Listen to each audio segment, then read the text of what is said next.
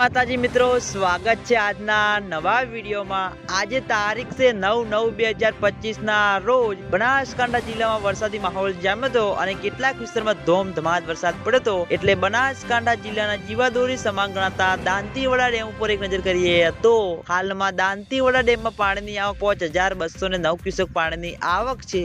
દાંતીવાડા ડેમની સપાટી 560.55 ફૂટે પહોંચી ગઈ છે। દાંતીવાડા ડેમની ભયાનક સપાટી 604 ફૂટ છે।